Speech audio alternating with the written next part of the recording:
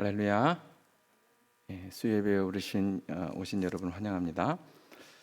자, 오늘은 트라우마와 공황을 느끼는 사람들과 함께하기라는 제목으로 여러분과 함께 말씀 나누기를 원합니다. 오늘 주신 하나님 말씀은 창세기 9장에서 보도록 하겠습니다. 창세기 9장 8절에서 17절까지의 말씀입니다. 창세기 9장 8절에서부터 17절까지의 말씀입니다. 자, 지난주처럼 함께 교독하는 시간을 좀 갖도록 하겠습니다. 제가 먼저 읽겠습니다.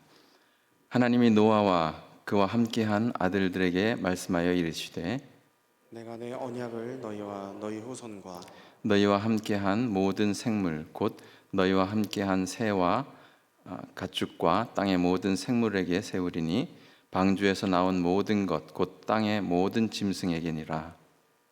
내가 너희와 언약을 세우리니 다시는 모든 생물을 홍수로 멸하지 아니할 것이라. 땅을 멸할 홍수가 다시 있지 아니하리라. 하나님이 이르시되 내가 나와 너희와 및 너희와 함께하는 모든 생물 사이에 대대로 영원히 세우는 언약의 증거는 이것이니라. 내가 내 무지개를 구름 속에 두었나니 이것이 나와 세상 사이에 언약의 증거니라. 내가 구름으로 땅을 덮을 때에 무지개가 구름 속에 나타나면 내가 나와 너희와 및 육체를 가진 모든 생물 사이에 내 언약을 기억하리니 다시는 물이 모든 육체를 멸하는 홍수가 되지 아니할지라. 무지개가 구름 사이에 있으리니 내가 보고 나 하나님과 모든 육체를 가진 땅의 모든 생물 사이에 영원한 언약을 기억하리라. 하나님이 노아에게 또 이르시되 내가 나와 땅에 있는 모든 생물 사이에 세운 언약의 증거가 이것이라 하셨다. 아멘.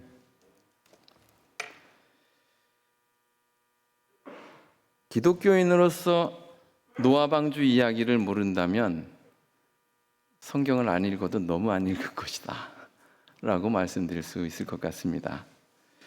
주일학교를 다닌 기억이 있다면 아마도 한 번쯤은 여러분들이 꼭 들어보았을 이야기가 오늘 본문에 나오는 노아 방주 이야기가 아닐까 생각합니다. 여러분은 한낱 고대 설화처럼 들려지기 쉬운 이 노아 방주 이야기가 역사적인 사실로 믿어지십니까? 이 노아의 가족을 제외한 온 인류가 그야말로 한순간에 수장되어 버린 끔찍한 사건이 실제로 있었던 사실이라고 믿는다면 노아 방주 이야기를 아이들에게 가르칠 때에 절대로 웃으며 들을 수 있는 재미있는 이야기로 가르쳐서는 안 될 것입니다. 이것은 전 인류가 겪은 트라우마 사건을 다루고 있기 때문입니다. 이것은 죄가 얼마나 무서운지, 죄의 대가로 인류는 무엇을 겪어야만 했는지 말해주는 이야기이기 때문입니다. 저는 노아 방주 사건은 두 번째 에덴 동산 추방 사건이라고 말하고 싶습니다. 왜냐하면 에덴 동산의 추방도 죄에 대해서 전 인류적으로 대가를 치른 사건이었고 노아의 방주 사건도 죄에 대해서 전 인류적으로 대가를 치른 공통적인 사건이기 때문입니다. 하지만 두 사건은 또 다른 면에서 공통점이 있는데요. 그럼에도 불구하고 하나님의 은혜가 그 사건들 가운데 스며 있다는 사실입니다. 다시 말해서 트라우마의 중심에 있는 인간을 하나님은 결코 외면하고 계시지 않는다는 사실입니다. 자, 다시 이야기로 돌아와서 여러분께 한번 질문해 봅니다. 여러분은 이 노아의 방주 사건이 역사적 사실이라고 믿습니까? 아직 안 믿겨지시는 분들이 혹시 있을까 해서 학자들이 밝혀놓은 몇 가지 사실을 함께 나누고자 합니다. 자, 첫 번째로 지질학자나 고대 생물학자들은 왜 바닷속 수생 생물들이 해수면보다 높은 그랜드 캐년이나 히말라야 산맥에서 화석으로 발견되는지 의아해합니다. 두 번째로 대규모로 신속하게 매몰되었다는 증거가 있는 대규모의 동식물의 화석이 세계 곳곳에서 발견되고 있는 것을 의아해합니다. 자, 세 번째로요. 막대한 양의 바다 모래와 자갈이 한결같이 북미 대륙 북동쪽에서 남동쪽으로 흘러가는데 이게 일반적 과정을 거치면 무려 3억 년이 걸릴 만큼 장거리로 운반되어 있다고 합니다. 그런데 이것을 노아의 홍수로 대입하면 수주만 해도 가능하다고 합니다. 자, 노아의 홍수는 역사적 사실임에 틀림없어 보입니다. 그렇다면 이 사건은 노아에게 있어서는 어마어마한 트라우마 사건임에 틀림없습니다. 자, 그렇다면 도대체 트라우마가 뭘까요? 트라우마는 어떤 특징이 있을까요?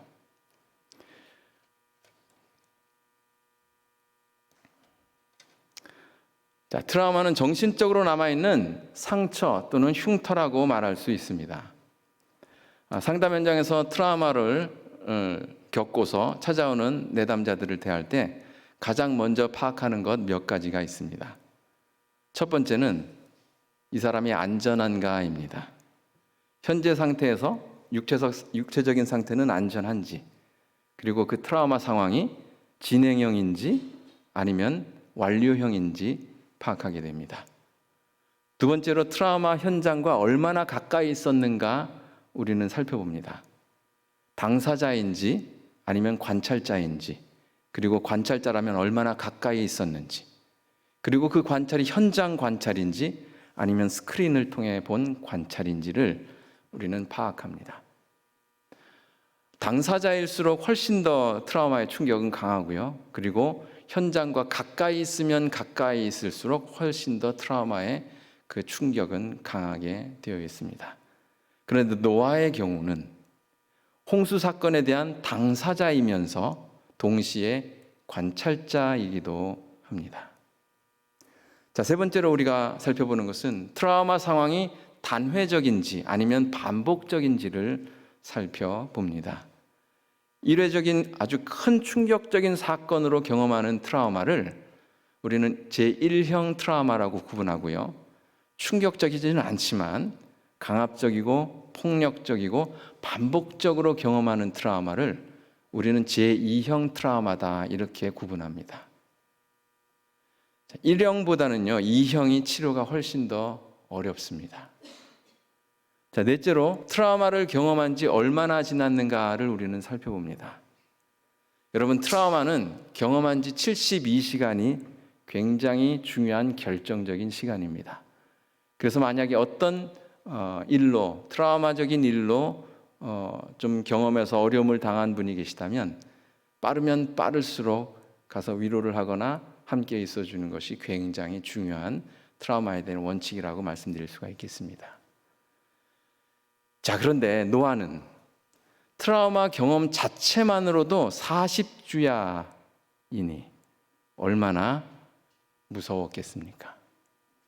여러분 7장 11절 12절 한번 잠깐 좀 보도록 하겠습니다. 아마 제가 구절은 안 드려서요. 여러분들이 직접 한번 찾아보시면 좋겠는데 제가 한번 읽어드리도록 하겠습니다. 7장 11절 12절 말씀해 보니까 이렇게 되어 있습니다.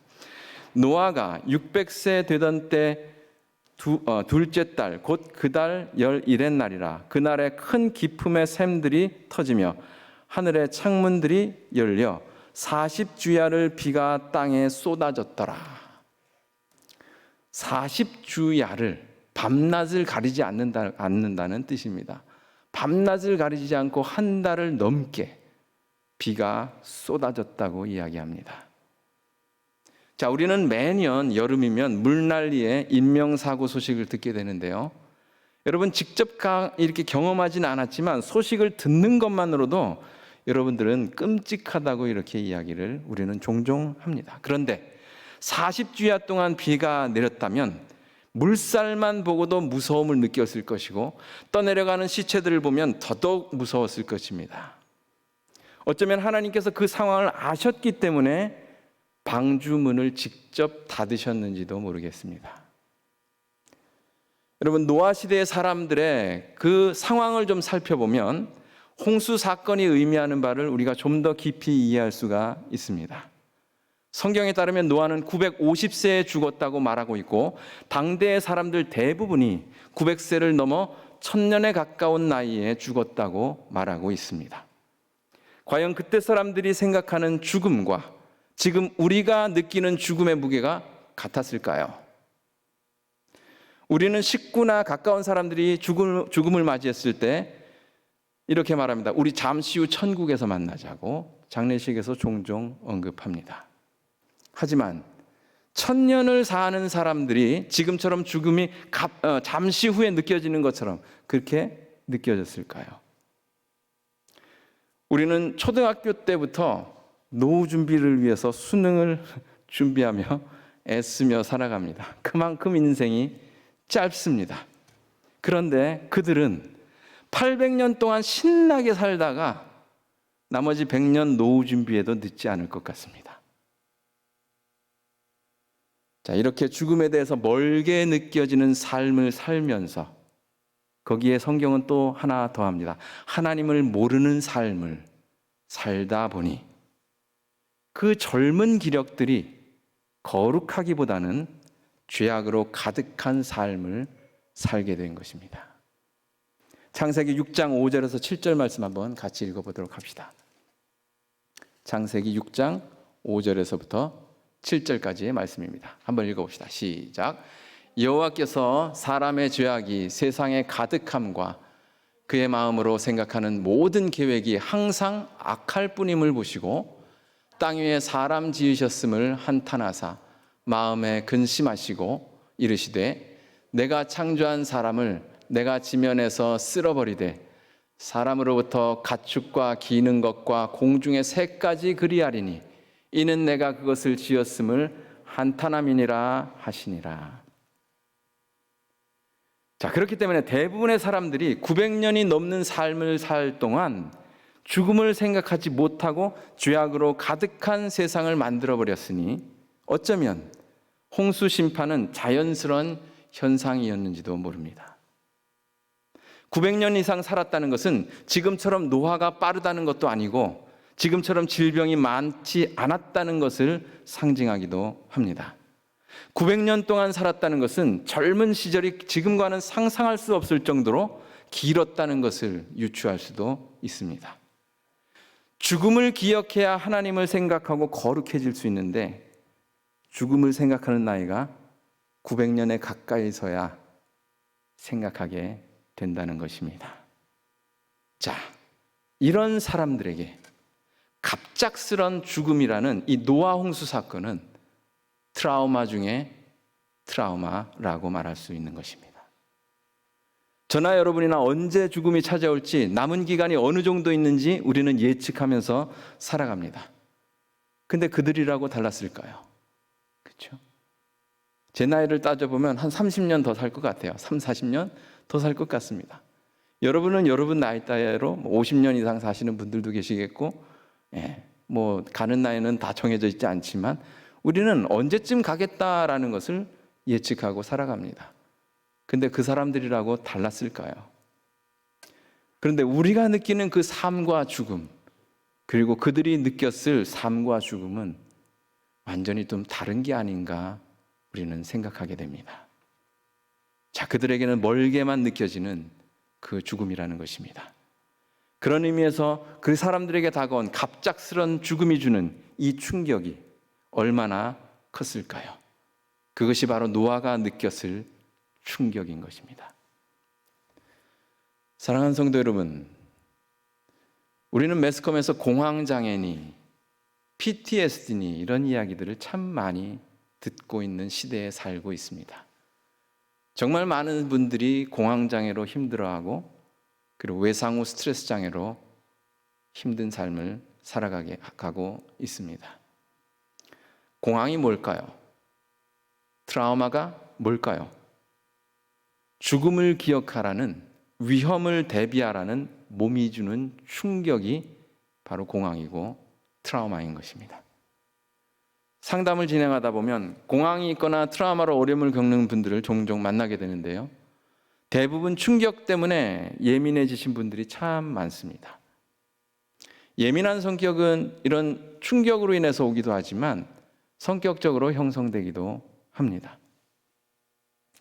그런데 공황장애를 특히 가지신 분들은 좀 무딘 사람이 많지 않습니다.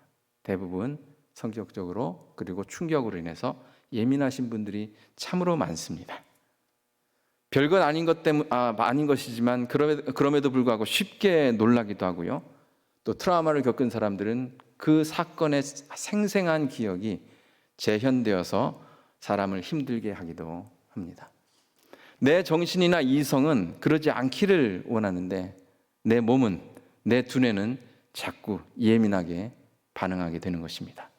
위험에 대처하라고 자동적으로 신호를 보내고 있는 것입니다. 그 신호가 어떤 사람에게는 예민한 것에서 끝나지만 어떤 사람에게는 말씀드렸던 공황으로 오기도 하고 트라우마의 재현으로 이렇게 오기도 합니다. 자, 그런데 우리가 여기서 알아야 될 것이 무엇인가? 예민하게 몸이 반응하는 것이 절대로 나쁜 것이 아니라는 것입니다. 오히려 유익한 것이 훨씬 더 많습니다. 문제는 뭐냐면 그 예민함으로 인해서 오는 불안과 두려움에 압도되는 것이 문제인 것입니다. 자신의 예민함과 민감성을 잘 다루기만 한다면 참으로 좋은 것일 수도 있는 것입니다. 그 방법에 대해서 잠시 후에 함께 좀 다루도록 하겠습니다. 혹시 여러분 이렇게 생각하시는 분들이 있다면 이렇게 생각하지 않으셨으면 좋겠습니다. 난 너무 예민해. 난 왜 이럴까? 난 이런 내 모습이 참 너무 싫어. 이렇게 생각하시면 안 됩니다. 예민함이 죽음을 기억하게 만들고 예민함이 나를 살리게 만드는 그런 작용을 한다는 것을 우리는 기억하였으면 좋겠습니다. 여러분, 무딘 사람들은요, 몸이 주는 신호를 별것 아닌 것으로 이렇게 넘기다가 큰 병 만들기가 쉽습니다. 그런데 예민하신 분들은 몸의 신호를 강하게 느끼기 때문에 제때에 병원에 가서 진료를 받는 것이기도 합니다. 예민하신 분들은요, 안전에 대해서 매우 강조점을 둡니다. 그래서 안전하게 양육도 하고 안전하게 생활을 합니다. 근데 무딘 사람들은요, 안전보다는 모험을 택합니다. 자, 심리검사를 좀 해보면 예민한 사람들이 많이 가지고 있는 민감성 점수가 그리고 영적인 어떤 개방성 점수가 더 높이 나타납니다. 무슨 말이냐면 예민하신 분들일수록 훨씬 더 하나님과의 친밀한 교제를 많이 한다고 말씀드릴 수 있는 것입니다. 이런 분들하고 신앙에 대해서 이야기하다 보면 기도도 훨씬 더 깊이 들어가는 것을 우리가 찾아볼 수가 있고요. 하나님과 친밀하고 세밀한 음성에 민감하게 반응하는 분들도 바로 이런 분들이다. 이렇게 말씀드릴 수 있는 것입니다. 그렇기 때문에 예민함 자체는 결코 나쁜 것이 아닙니다. 그것은 상당히 우리에게 유익을 가져다주는 좋은 우리의 모습 중 하나이다라고 여러분들이 생각하셨으면 좋겠습니다. 바로 노아처럼 말입니다. 젊고 죽음에 무디었던 대다수 사람들이 하나님의 메시지를 듣지 못하고 갑작스럽게 죽음을 맞이했지만 하나님의 말씀을 들을 만큼 예민한 영적 개방성을 가진 노아는 자기 수명 다할 만큼 살았다는 것을 우리는 기억했으면 좋겠습니다. 자, 그렇기 때문에 혹시라도 내가 예민한 것 때문에 또는 내성적인 것 때문에 여러분들이 인간관계하면서 좀 위축되며 살았다면 그러지 마시고 좀 어깨 좀 피시고 야, 내가 참 좋은 걸 가졌구나 라는 것을 인식하면서 살아가셨으면 좋겠습니다. 나를 느끼는 방향을 한번 달리해 보셨으면 좋겠습니다. 아, 예민함도 좋은 것일 수 있구나 라고 말입니다. 자, 그러면 이 예민함을 우리가 어떻게 관리해야 될까요? 하나님께서 우리에게 주신 육체의 일부인 우리 두뇌의 특징을 알면 훨씬 더 여러분 쉽게 실천할 수가 있습니다. 공황이나 트라우마는 두뇌의 알람 시스템이 예민해졌다는 것을 의미하기도 합니다. 두뇌의 알람 시스템은 편도체라는 조그마한 뇌의 부위인데요. 자, 이것을 통제하는 것은 바로 이성을 담당하는 대뇌 피질이라는 부위이기도 합니다. 자, 여러분 쉽게 한번 설명을 드려볼게요. 오른손 한번 쫙 펴시고요. 엄지손가락을 집어넣으세요. 그리고 감싸세요. 예, 이것이 우리의 뇌의 모습과 똑같습니다. 이렇게 생겼습니다. 정확하게 이렇게 생겼어요. 자, 여기서 엄지손가락 부분이 변연계라는 부분이고요. 그리고 싼 부분을 대뇌 피질이라는 부분이다. 이렇게 여러분들이 생각하면 좋을 것 같습니다. 그리고 편도체라는 부분은 바로 엄지손가락 부분에 있습니다. 이 엄지손가락은 우리의 감정을 담당하는 부위예요. 그리고 나머지 싼 부분은 우리의 이성을 담당하는 부위예요. 그래서 감정과 이성이 서로 조화를 이루면서 우리는 일상을 살아가는 것입니다. 그리고 감정과 이성이 멋지게 잘 조화를 이루는 것이 건강한 상태의 삶이다. 이렇게 우리는 이야기합니다. 그런데 사람마다 이게 좀 달라요. 어떤 사람은 엄지손가락이 굉장히 많이 작동하고 이렇게 쌓여있는 대뇌피질은 별로 작동하지 않으면서 사시는 분들이 계세요.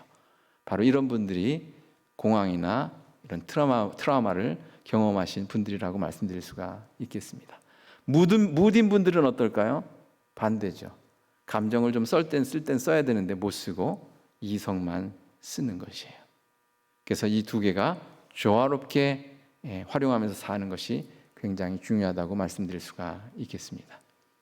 만약에 감정이 우리를 장악하게 되면 우리 몸은 자연스럽게 교감신경계라는 것이 활성화가 됩니다. 자, 이거는 우리가 위험에 처할 때 몸이 반응하도록 하는 것인데요. 교감신경계가 우리 몸을 작동하면 심장을 빨리 뛰게 만들고 근육에 힘을 받도록 준비시킵니다. 그리고 위험이 지나가면, 이제 위험스러운 순간이 지나가면 우리가 안정되잖아요. 안도의 한숨을 쉬고 마음이 편안해지죠. 그때는 부교감신경이란 것이 작동하게 됩니다. 자, 이것이 잘 작동하는 것이 이것이 건강한 삶입니다. 자, 그런데 공황이나 트라우마는 위험이 우리에게 찾아왔다는 이 교감신경계가 작동하는데 위험이 끝나지를 않아요. 오히려 위험이 증폭됐다고 몸이 느끼는 거예요. 자, 위험이 계속 증폭되니까 안정 상태로 돌아가야 되는데 돌아갈 수가 없어요. 그런데 이때 교감신경계가 작동했음에도 위험이 끝나지 않으면 다시 부교감신경계가 작동하는데 이때는 안정 상태로 돌아가는 게 아니에요. 몸을 셧다운 시켜버리는 거예요. 셧다운 시켜버린다는 것은 심장을 느리게 만들기도 하고 막 공황을 느끼거나 아니면 트라우마를 경험할 때 머리가 하얗게 된다 그러죠. 아무 생각이 안 나는 거예요. 머리가 하얗게 만들기도 하고 아무 말을 못하죠. 말도 못하고 입이 떡 벌려진 채로 가만히 있죠. 말을 담당하는 언어 중추를 마비시키기도 합니다. 이것이 바로 트라우마의 어떤 우리 육체적인 반응이다. 이렇게 말씀드릴 수가 있는 것이에요. 그래서 위험이 끝나지 아니하면 몸을 셧다운 시키는 이런 모습이 우리 가운데 있습니다. 여러분, 동물의 왕국을 이렇게 보다 보면 맹수가 초식동물을 잡아먹죠. 근데 초식동물이 이 목에 물릴 때 우리는 보면서 어때요? 이거 뭐 이렇게 예민하신 분들 그거 안 보려고 그러잖아요. 근데 그것을 볼 때 우리는 어떻게 느낍니까? 이거 뭐 어떻게 저 고통스럽겠다 뭐 이렇게 느끼잖아요. 저 어떡하지? 너무 고통스럽겠다 이렇게 느끼지만 근데 여러분 이 신경계의 이 작동을 알면 하나님께서 참 섬세하시다라는 것을 알게 돼요. 그때도 역시 동물들은 잡아먹힐 때는 뭐가 작동할 때까요? 여기에 있는 부교감이 작동합니다. 자, 어떻게 시킬까요? 셧다운 시키는 거예요. 어떻게 해요? 심장 박동을 느리게 하고 머리를 하얗게 아무 생각 안 나게 하고 입이 떡 벌려지면서 점점 아무 느낌이 없게 만들어버리는 것이에요. 그래서 초식동물이 죽어갈 때도 좀 더 편안하게 죽을 수 있도록 이렇게 만든 것이 하나님의 우리 신경계의 원리다. 이렇게 말씀드릴 수가 있는 것입니다. 여러분, 성폭행을 당하신 분들이 가끔가다 오십니다. 그런데 그분들의 이야기를 들어보면 이런 이야기 하실 때가 참 많아요. 저항하지 못한 자신을 책망하는 거예요. 저항하지 못한 자신의 모습 때문에 너무 힘들어하는 거예요.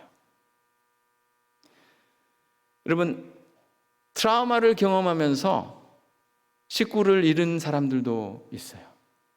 그런데 구해야 되는데 구하지 못하고 가만히 있다가 식구를 잃어버린 사람들도 역시 마찬가지예요. 저항하지 못하고 아무것도 손쓰지 못하고 가만히 있었던 자신을 자책하면서 일생을 살아갑니다. 근데 여러분에게 이렇게 말씀드리고 싶어요. 여러분, 자책하지 마십시오. 그것은 여러분의 잘못이 아니에요. 우리 신경계는요, 그런 상황이 올 때면 꼼짝하지 못하게 셧다운 시킨다는 것을 우리는 기억해야 합니다.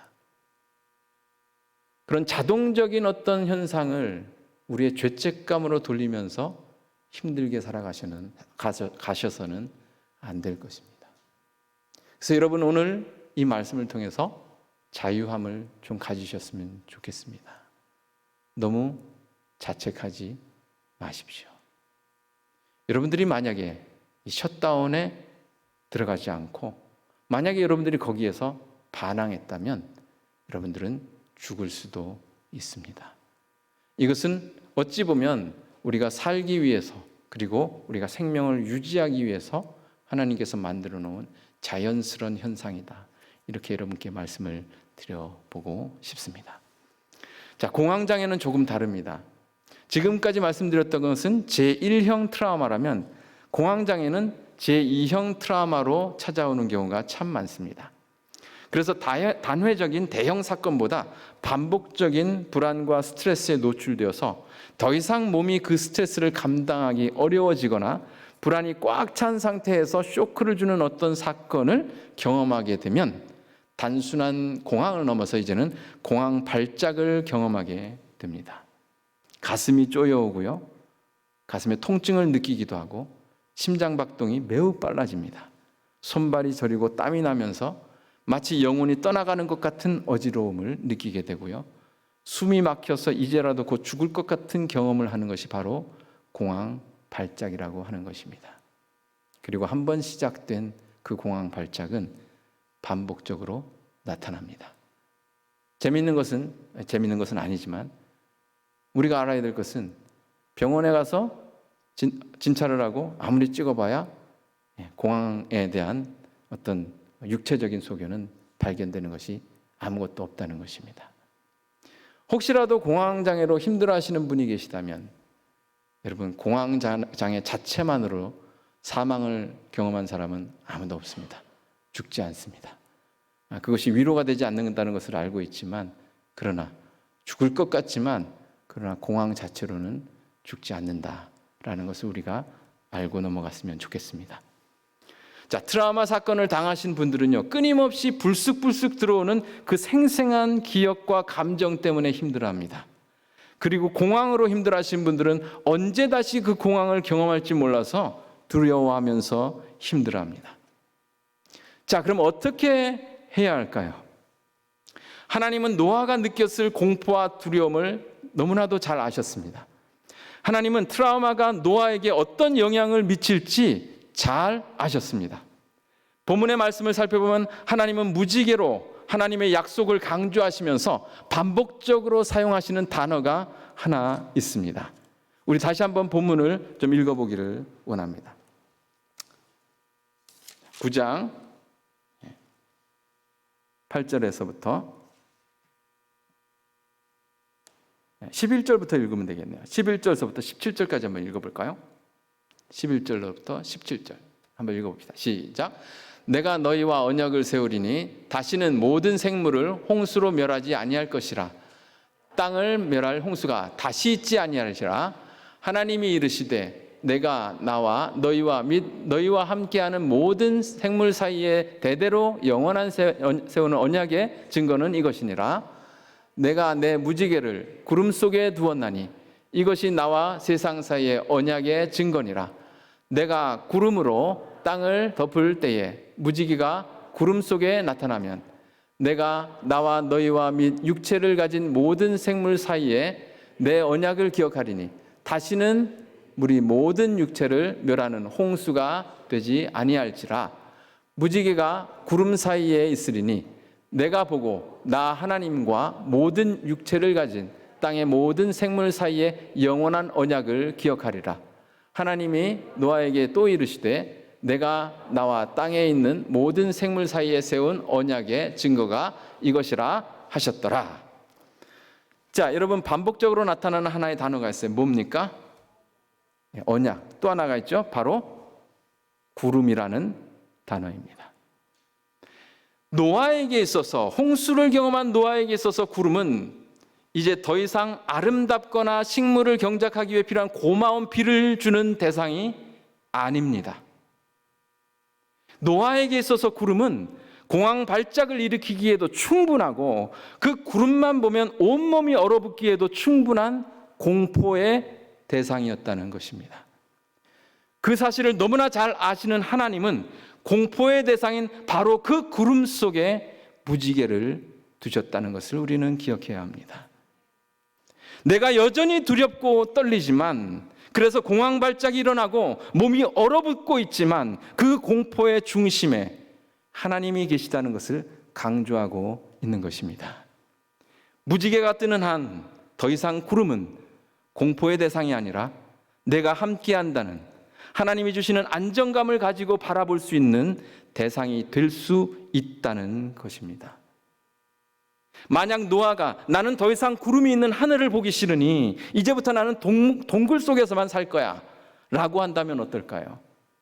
동굴에서 나오지 않는다고 그 트라우마가 사라질 수 있을까요?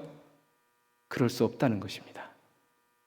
하나님은 구름에 대해 트라우마 때문에 잘못 인식되어 일어나는 구름이 주는 그 공포와 두려움을 다시 무지개를 사용하셔서 하나님이 주는 안정감을 가지고 구름을 대할 수 있도록 만들어 주셨습니다. 무지개를 볼 때마다 더 이상 구름은 공포의 대상이 아닌 것입니다. 여러분, 트라우마를 극복하고 싶으신가요? 공황을 극복하고 싶으신가요? 그렇다면 하나님이 주시는 무지개를 찾아야 합니다. 내가 느끼는 그 공포의 중심에도 나 혼자가 아니라 여전히 하나님은 함께 그 고통 속에서 나를 붙잡고 계신다는 신뢰를 우리는 가지고 있어야 한다는 것입니다. 노아가 무지개를 신뢰하지 않는다면 아무리 하나님께서 약속을 하셨어도 안정감은 없는 것입니다. 결국 하나님은 노아가 구름의 공포를 회피하도록 놔두시지 않으셨다는 것입니다. 오히려 공포에 직면하도록 도우시면서 그 공포를 극복하도록 도우신 것입니다. 사랑하는 성도 여러분, 여러분이 혹시 고통 속에 있다면 그 고통 속에 하나님도 함께 계시다는 것을 느끼셨으면 좋겠습니다. 여러분의 불안과 두려움 속에 하나님은 무지개로 약속하십니다. 어떤 약속일까요? 내가 너를 사랑하노라. 내가 너와 함께하노라. 여러분, 예민함 자체는 좋은 것이라고 말씀드렸습니다. 뭐가 문제라고요? 감정에 압도되는 것이 문제입니다. 구름을 볼 때마다 감정에 압도되는 것은 어찌 보면 자연스러운 일입니다. 그리고 그 감정을 대하면서 극복하는 일은 절대로 쉬운 일이 아닙니다. 그렇기 때문에 우리가 감정에 대해서 꾸준하게 관리할 필요가 있는 것이에요. 그래서 오늘 여러분과 함께 어떻게 하면 우리가 느끼고 있는 이 감정을 관리할 수 있는지 몇 가지 방법을 공유하기를 원합니다. 첫 번째로, 감정에 압도되기 전에 여러분, 감정이 나를 불편하게 만들면 즉시 그 감정을 의인화시키는 방법을 여러분께 소개해드리고자 합니다. 여러분, 감정이라는 것은 아무도 대신 느껴줄 수가 없어요. 내가 현재 느끼고 있는 내 감정을 아무도 아무리 아파도 그 감정을 대신 느껴줄 수가 없는 것입니다. 그 말은, 그 감정은 내가 일으킨 거예요. 타인이 원인은 제공해 줄 수 있지만 그 감정 자체는 타인이 나에게 심은 것도 아니고 환경이 나에게 심은 것이 아니라는 것이에요. 내가 일으켜지는 것이에요. 이 감정은 오로지 내가 반응할 때만 일어나는 것입니다. 결국 감정의 주인은 바로 나라는 것이에요. 자, 그렇기 때문에 감정이 일어나면 주인인 나는 이렇게 말할 수 있어야 합니다. 그때 감정의 이름을 분명하게 여러분들이 붙여서 하면 훨씬 더 효과적입니다. 예를 들면 이렇게 하는 것이에요. 야 불안, 너의 주인은 나야.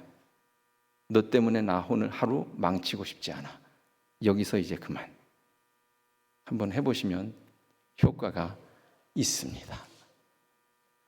여러분, 감정이라는 것은 불안만 있는 게 아니에요. 분노도 감정이고 우울도 감정이고, 근데 우리가 인생을 살아가면서 참으로 감정 때문에 우리가 힘들어하는 거예요. 근데 그 감정을, 내 감정을 타인이 느낄 수가 없어요. 내 감정을 내가 가지고 하는 거예요. 여러분 한번 해보세요. 만약에 화가 났어요. 그럼 어떻게 할까요? 야 분노, 네 주인은 나야. 이게 굉장히 중요해요. 네 주인은 나야.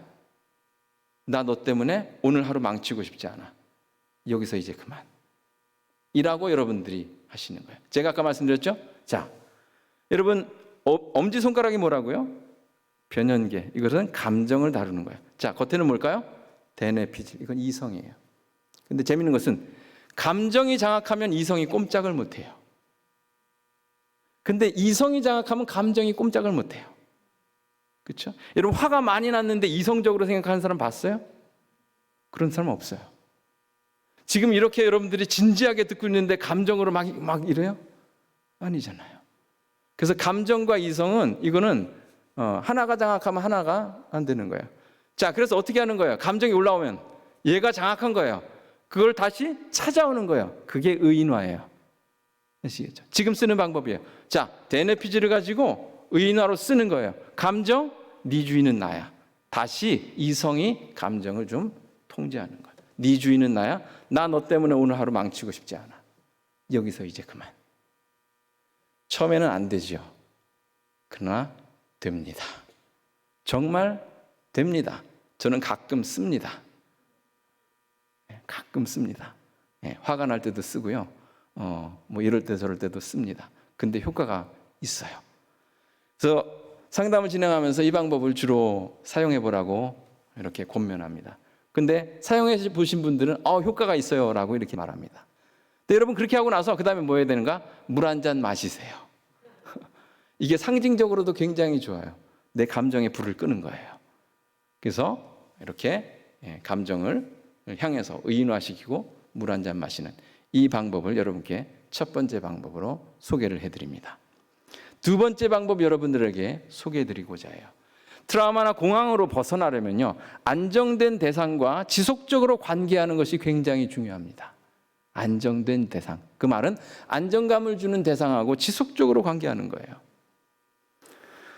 다중미주신경 이론이라고 있어요. 이게 아까 제가 말씀드렸던 교감신경과 부교감신경 이야기인데, 부교감신경은 미주신경에서 나오는데, 이 미주신경은 등 쪽 미주신경, 배 쪽 미주신경 이렇게 나눠져 있어요. 자, 뭔가 위험이 찾아왔어요. 그럼 교감이 이렇게 막 작동을 합니다. 작동을 하다가 위험이 지나갔어요. 그러면 미주신경 중에서 배 쪽이 이제 작동을 합니다. 그래서 배 쪽이 작동하면 이게 마음이 편안해지는 거예요. 그런데 교감이 돼서 막 위험이 찾아와서 교감이 발생했는데, 교감이 활성화됐는데 이게 끝나지 않아. 더 증폭돼요. 그럼 어떻게 될까요? 이제는 등 쪽 미주신경이 활성화됩니다. 그게 뭘까요? 그게 셧다운이에요. 얼어붙게 만드는 것이 바로 그 부분이에요. 그런데 이 이론을 제시한 스티븐 폴지스 박사가 우리가 마음이 편할 때는요, 우리 몸을 지탱하고 있는 그 배 쪽 미주신경이다라고 말하면서, 이 배 쪽 미주신경이 작동할 때 우리가 흔히 아는 것들이 좀 있다는 거예요. 그래서 그것을 우리가 실천하면 굉장히 트라우마나 공황에 도움이 된다, 이렇게 권면해주고 있습니다. 자, 그 중에 하나가 뭐냐면 바로 안정감을 주는 대상과 지속적으로 관계하는 거예요. 관계하는 거. 그래서 사람은 편안할 때 관계하게 돼 있어요. 그렇죠? 여러분 좋은 관계에서 뭐 합니까? 밥 먹자 그러잖아요. 그렇죠? 좋은 관계 있을 때 밥 먹자 그래요. 서로 이렇게 껄끄러운 관계에서 밥 먹자고 별로 안 하죠. 그렇죠? 그래서 좋은 관계일 때 밥 먹자 그래요. 관계하는 거예요. 관계. 자, 그런데 이것은 가장 이상적인 것은 가장 곁에 있는 분하고 같이 하면 가장 좋겠지만, 배우자라든지 식구라든지. 근데 그것이 아닐 경우에도 괜찮아요. 인간이 꼭 아니어도 괜찮아요. 하나님과 함께 여러분들이 관계를 갖는 것도 역시 똑같은 효과를 이룰 수 있다라고 이야기합니다. 자, 그래서 하나님과 관계를 맺을 때 이 방법을 쓰는 것도 상당히 안정감을 줍니다. 시편 23편을 외우는 거예요. 시편 23편을 외우고 어떻게 합니까? 여러분들이 묵상하면서 여러분들이 있는 불안을 하나님께 얘기하기도 하고요. 관계하는 거죠. 얘기하기도 하고, 불안이 엄습해 올 때마다 그 시편 23편을 지속적으로 이렇게 떠올리는 거예요. 암송했으니까 떠올릴 수 있겠죠? 떠올리는 거예요. 기독교인 한 분이 암 진단을 받고 상담 찾아왔어요. 그래서 그분이 이 불안 때문에 굉장히 힘들어하시더라고요. 암 진단을 받고 이제 떼어내고 깨끗하게 됐다고 했는데 1년에 한 번씩 검진을 받는 거예요. 1년에 한 번씩 검진을 받는데 이분이 두려워하는 거 언젠가 검진 받으러 가는 날이에요. 그렇지 않겠습니까? 혹시나 전이 되지는 않았을까? 그래서 이분에게 시편 23편을 외우도록 권면했어요. 그리고 그때 가서 한번 해보시라고. 그래서 하루 전날 상담이 잡혀서 이야기를 하고 23편에 대해서 말씀을 해드리고 내일 가실 때 이것을 한번 외워보시고 떠올려 보시라고 말씀드렸어요. 근데 그 다음 날 문자가 날라왔어요. 아, 정말 마음이 편해요. 정말 마음이 편해요. 이 방법도 굉장히 여러분들에게 우리의 안정감을 좀 주는 그런 방법이라고 말씀드릴 수가 있겠습니다. 사실 시편 23편을 여러분들이 읽을 때 느끼는 감정이 있잖아요. 어떤 감정이 드세요? 23편을 읽을 때마다 느끼는 감정. 뭔가 목가적인, 그렇죠? 그러면서도 마음이 편안한. 물론 다윗이 그 시편 23편을 적어 내려갔을 때는 상황이 좀 다를 수 있어요. 그렇지만 우리가 읽어 내려갈 때는 상당히 마음이 편하고 우리를 지켜주시는 하나님의 그 위안, 하나님의 평안, 이런 것들을 우리가 느낄 수가 있는 것입니다. 자, 세 번째 방법 여러분들에게 소개해 드리기를 원합니다. 여러분, 날숨을 잘 활용하시기를 바랍니다. 날숨, 들숨과 날숨.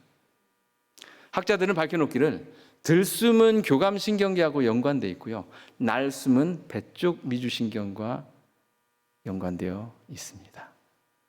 그래서 교감신경계가 이게 막 활성화시키면 들이마시는 숨이 많아지죠. 헐떡대는 거예요. 그렇죠? 긴장되니까 막 헐떡대죠.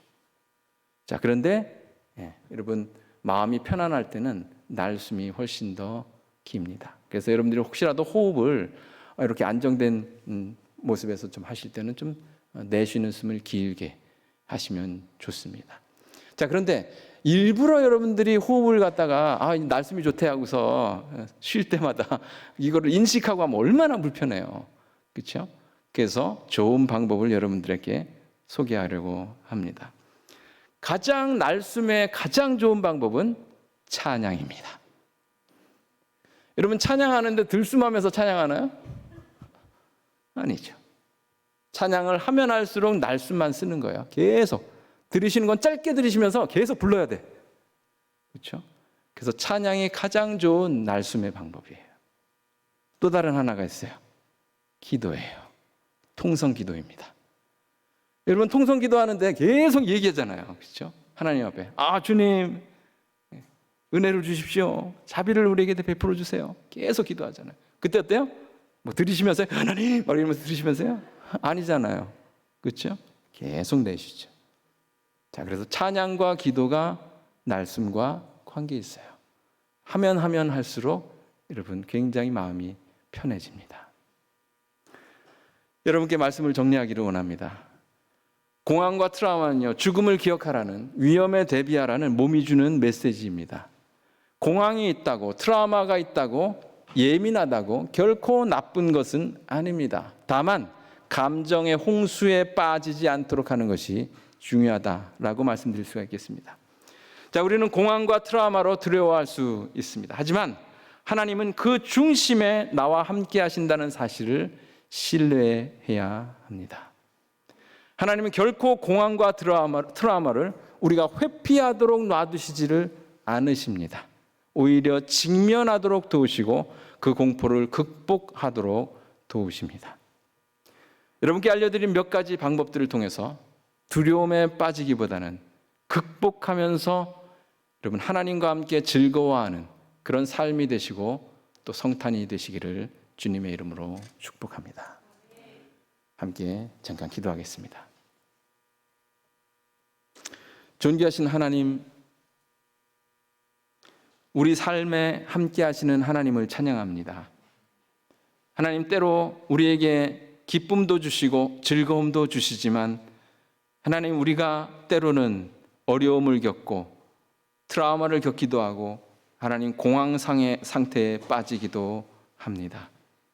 그러나 하나님, 그 가운데도 우리와 함께 하시는 오늘의 말씀을 주시니 하나님께 감사드립니다. 하나님, 우리의 불안이 크건 작건 하나님이여, 그 불안에 우리가 압도되지 않도록 주님께서 우리에게 은혜를 내려주시고 하나님, 그 불안 가운데, 그 공포 가운데 하나님, 주님이 우리를 직면하게 하셔서 극복하게 하시는 그 하나님의 놀라우신 섭리와 은혜를 우리가 기억하면서 주님과 함께 이 불안을 극복할 수 있도록 하나님 은혜 내려 주시옵소서.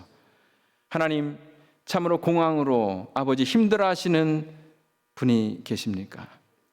하나님, 참으로 있어서는 안 될 일로 아버지 트라우마로 힘들어하시는 분들이 계십니까? 하나님, 찾아가 주시옵소서. 하나님, 노아에게 함께하여 주셨던 그 하나님께서 아버지 그분들에게 함께하여 주셔서 하나님, 그 공황과 트라우마로부터 벗어나게 하시고 극복하게 하여 주셔서 하나님이 본래 주셨던 그 삶을 살아갈 수 있도록 하나님 인도하여 주시옵소서. 주께서 아버지 우리 삶의 주인 되신 것을 감사드리고 모든 것이 주 앞에 있으며 하나님 앞에 우리의 인생이 있다는 것을 우리가 기억하며 하나님께 감사하고 예수 그리스도의 이름으로 기도하옵나이다.